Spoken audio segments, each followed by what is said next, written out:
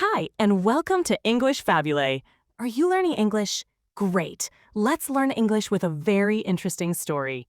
Don't forget to subscribe, like, and comment. Let's get started. The Ottoman Empire was very important in world history. Its existence changed the lives of many people. For example, its control of spice trade routes made Europeans look for new ways to get spices. This led them to find and colonize the Americas.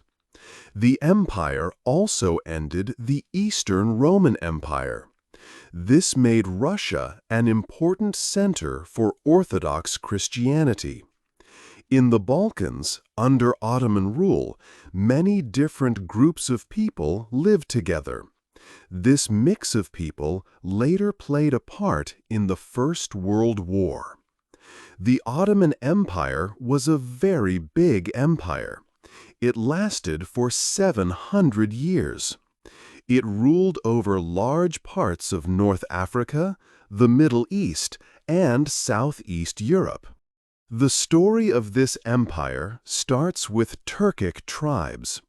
These tribes moved to the land we now call Turkey around the 11th century. One group, the Ottoman Turkic tribe, settled in western Anatolia. This area is close to Istanbul today. By the 13th century, these tribes were under the rule of the Mongols. When the Mongols conquered more lands, many people became refugees. These included clever scholars, traders, and skilled workers. Some of these people came to live with the Ottomans. This helped the Ottomans build a strong economy. With this money, they could fund their army. In the 13th century, they began to conquer parts of western Anatolia and the Balkans. They grew from a small tribe into a principality, which is like a small state. The first leaders of this Ottoman principality were very active. They did not just rule from a palace. Instead, they often led their armies in person. They would ride with their soldiers in wars. They also traveled around their lands to see what was happening. People could talk to them directly about their problems. This type of active leadership helped the Ottomans become strong very quickly. 2. A big new empire. The small principality grew much larger, transforming into a mighty empire. To manage its vast lands, the Ottomans studied other successful governments. They cleverly combined good ideas from Iranian, Islamic, and Greek cultures. This mix created one of the most effective ruling systems of its time, helping them build their empire even more. In the 15th century, the Ottomans achieved a major victory. They conquered the famous city of Constantinople, a very important place in the world, which had been the capital of the Eastern Roman Empire for over 1,000 years. This city, with its long history and strategic location, became the magnificent new capital of their empire. It was renamed Istanbul and stood as a grand symbol of their power and new era. The empire welcomed different people and religions. Christians and Jews were allowed to live freely in these lands. They were only asked to pay a special tax called the jizya because they were not Muslims, ensuring their protection and rights. For its time, the Ottoman Empire was widely known as a tolerant place, where many faiths could exist side by side under its rule. However, a new challenge started to emerge from within the empire's success. Earlier rulers had been active leaders, traveling with their armies and meeting directly with their people. But now, with a grand capital and a vast realm, the sultans began to rule mostly from their opulent palace. They became less accessible to their generals and important officials, creating a distance between the ruler and his direct subjects. Instead, a secluded part of the palace called the imperial harem gained significant political power. This private area housed the sultan's female family members, including his mother and wives, along with eunuchs and servants. People within the harem started to control what information reached the sultan and who could speak with him. This allowed the sultan's mother and chief wives to have great influence over state affairs, often making key decisions behind palace walls. A key tradition also changed. Young sultans used to learn how to govern by serving as provincial rulers or military commanders, gaining real-world experience. But as the harem's influence grew, this practice stopped.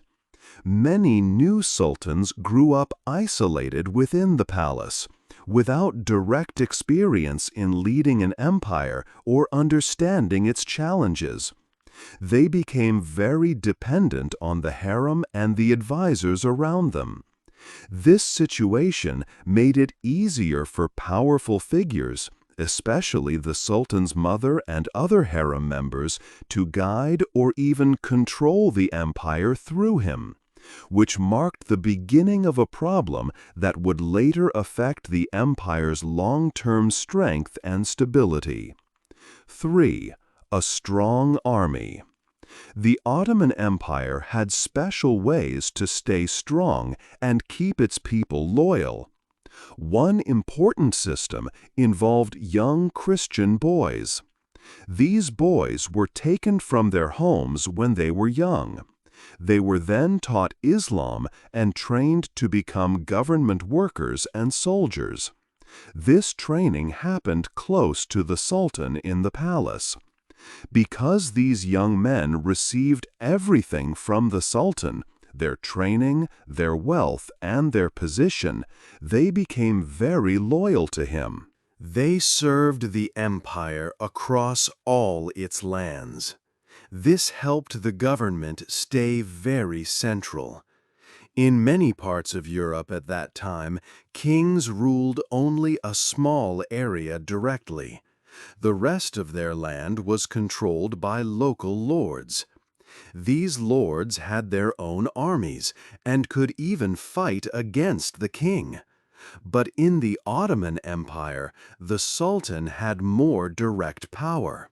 He could send his own soldiers to far-off places to collect taxes or make sure laws were followed.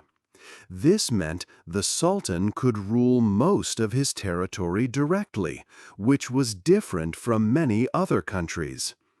The empire's strong army was another reason for its power. It had a special group of soldiers called the Janissaries. These were also Christian boys, chosen at a young age, who were trained from childhood to be professional fighters. The government gave them good weapons, armor, and constant training. Unlike many armies of the time, which were mostly farmers fighting in wars, the Janissaries were full-time soldiers. They were like the professional armies of ancient Rome or countries like China. The Janissaries were very effective. They helped the empire win many wars and conquer much new land. They were sent across the empire to make sure the Sultan's rules were obeyed. By the 16th century, the Janissaries were seen as an unstoppable force. They helped the Ottoman Empire become very large, spreading across Europe, Asia, and Africa, reaching its biggest size by the year 1566. 4. Things go wrong. Around the year 1566, the great empire stopped growing. Before this time, powerful people, called elites, could become even more powerful by conquering new lands. They would then rule these new areas. But when the empire stopped expanding, these elites looked for new ways to gain influence. They started to fight for power inside the sultan's court. Because sultans had begun to rule from the palace, they became less connected to the outside world. They often lacked real experience in governing.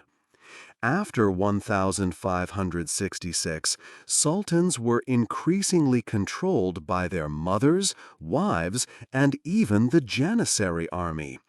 These groups often fought among themselves for influence over the sultan, who sometimes relied completely on the imperial harem. This meant the sultans had little contact with the real problems of the empire. A bad cycle began. Every few decades, someone capable would try to make the empire better and stop corruption. But many elites made money from this corruption. They did not want to lose their wealth or power. So they would remove the good ruler and replace them with someone weak or inexperienced. This kept the corruption going and made the empire grow slowly, or not at all, for long periods. Sultan Ibrahim, who ruled from 1640 to 1648, is a good example of how bad things became. He had lived his whole life inside the palace harem and had no experience ruling. Many people tried to control him: his mother, his wife, his teacher, the chief eunuch, the Janissary commander, and his Grand Vizier, a very important official. The Grand Vizier wanted to stop corruption and improve taxes. But the elites who benefited from corruption did not like this. They joined with the Sultan's wife to get the Grand Vizier removed. In the end, the Janissaries, various elites, and even Sultan Ibrahim's own wife had him killed. They put his 6-year-old son on the throne instead. Sultan Ibrahim was later known as Ibrahim the Mad because of his poor rule and greed. His story showed the deep problems growing within the empire. 5. Other countries get stronger. Europe started to change and improve while the Ottoman Empire was focused on its internal issues. European countries saw how strong the Ottomans had been. This made them want to become stronger themselves. They began to make their governments more central and powerful, much like the Ottoman system had once been. They also created professional armies, not just farmers called to fight. New technologies helped them advance quickly. One big change was in trade. For many centuries, people in Europe bought spices from East Asia. These important trade routes usually went through lands controlled by the Ottoman Empire. The Ottomans placed very high taxes on these goods. This made spices expensive for Europeans.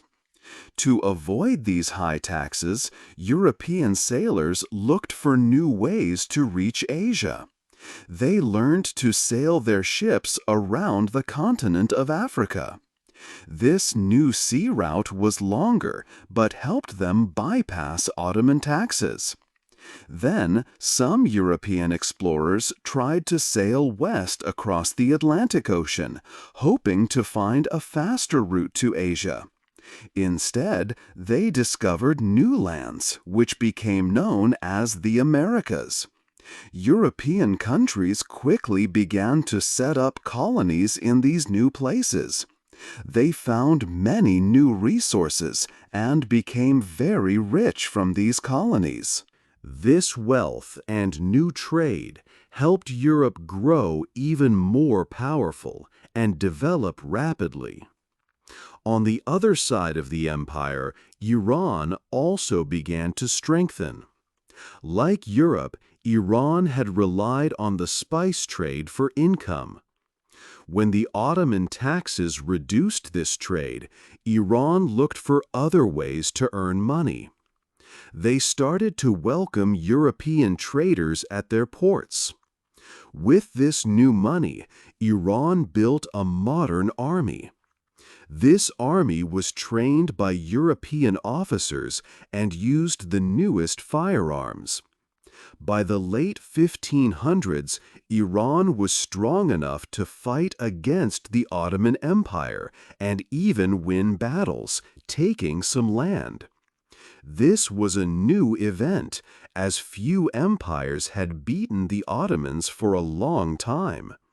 However, the Ottoman Empire largely ignored these changes happening around them. They still believed they were the greatest and strongest power in the world. They thought their old ways were still the best and did not see a need to copy or learn from Europe or Iran. This way of thinking meant that while other countries advanced, the Ottoman Empire slowly fell behind. It remained confident in its past glory, but the world was moving forward without it. 6. Losing big wars. In 1683, the Ottoman Empire tried to conquer Vienna, a key city in Central Europe. But a group of European countries fought together against them. The Ottomans were defeated and signed a peace treaty in 1699. This meant the empire was no longer the strongest in Europe. Other European nations began to see the Ottomans as weaker. They often attacked the empire, leading to many costly wars and loss of land. Some Ottoman leaders saw the need for change. They tried to modernize the army and improve government. But these efforts faced strong resistance. The Janissaries, the empire's old army, did not want new methods. Powerful people also resisted because reforms would take away their wealth and influence. Because of this, good ideas were often stopped, and the empire struggled to keep up with other countries. A major blow came in 1774 when Russia defeated the Ottomans in a war. The empire had to sign a difficult peace treaty. They paid Russia a large sum of money and gave up important land, including Crimea. Russia also gained the right to protect Orthodox Christians within the Ottoman Empire. This allowed Russia to interfere in Ottoman affairs, further weakening the empire. This defeat caused many people to lose trust in the central government. To stop rebellions, the empire gave more power to local lords in its outer regions. These local authorities collected taxes and sent only a portion to Istanbul. This made the empire less centralized and more like a feudal system. Powerful families, such as the Mamluks in Egypt, became almost independent rulers in their areas. The Saud family also grew stronger under this new system. Leaders continued to try and modernize the military, sometimes by creating new armies with European training and weapons. However, the Janissaries and influential elites again opposed these changes. They feared losing their power and position if the army transformed. This constant resistance meant the Ottoman Empire could not fully adapt. It remained behind other major powers in military strength and government structure. 7. Time for a change. New ideas started to spread across the Ottoman Empire. These ideas were about nationalism. Nationalism is the belief that people who share a language and culture should have their own country. The Ottoman Empire had always grouped people by religion, not by national identity. So they were not ready for these new ideas. Many groups inside the empire began to want their own nations. Serbians were among the first. The empire gave the Serbian Principality some freedom. Then, in 1815, Greece became an independent state with help from European countries. This worried many Ottoman officials, as they saw the empire shrinking. For a long time, the Janissaries, a special army, had stopped the empire from changing. They refused to use modern weapons or fighting methods. But after more losses, the Sultan decided something big had to happen. On 15 June 1826, the Sultan ordered his loyal troops to attack the Janissary barracks. Cannons fired, and soldiers killed the Janissaries as they slept. In one day, this old army, once very strong, was destroyed.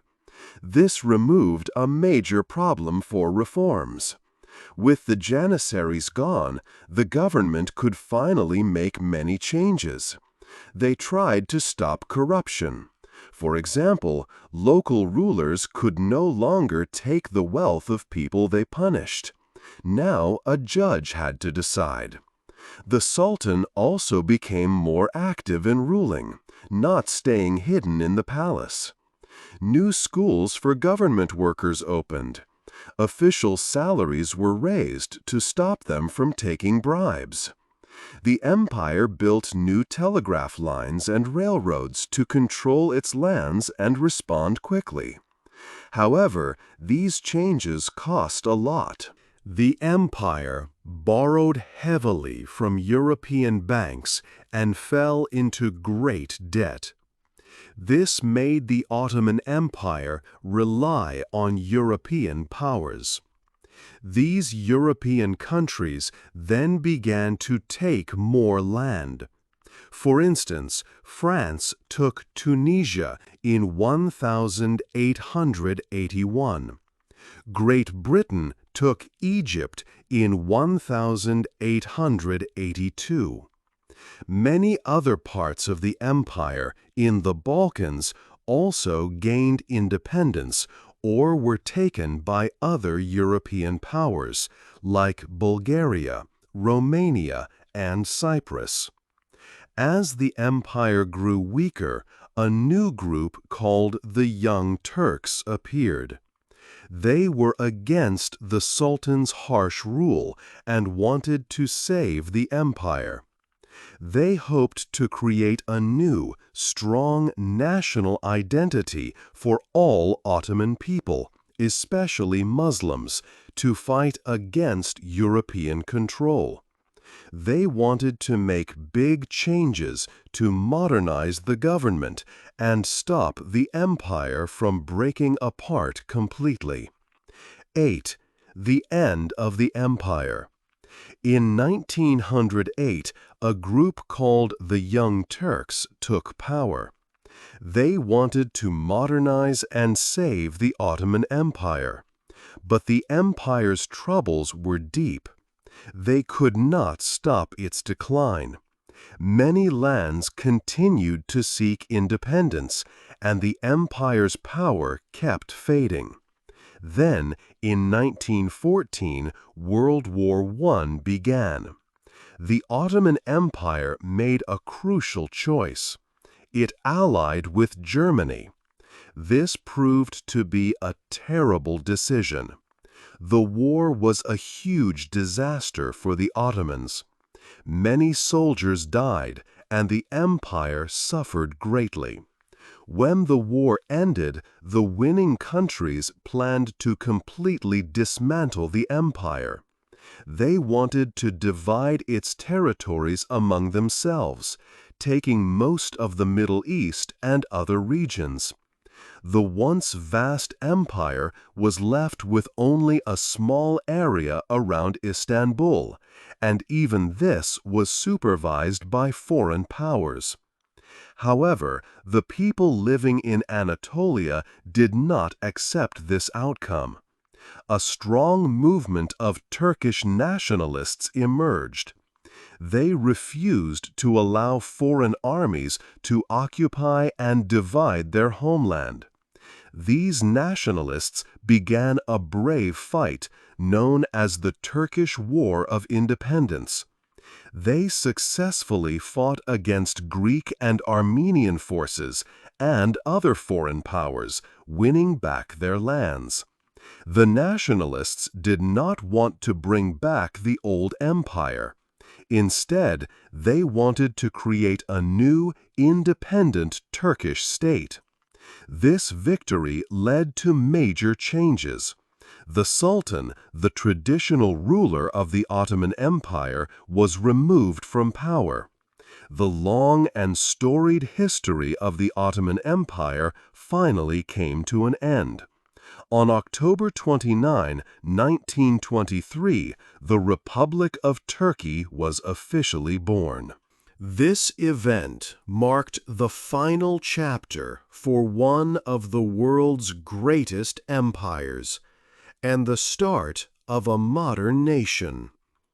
What part of the Ottoman Empire's long history do you find most interesting or surprising? Hey there! Just a second before you go. If you learned something new today, please give this video a like, write your thoughts in the comments, and subscribe to the channel. It only takes a second, and it really, really helps to create even better English videos for you. Your support means the world. Thank you.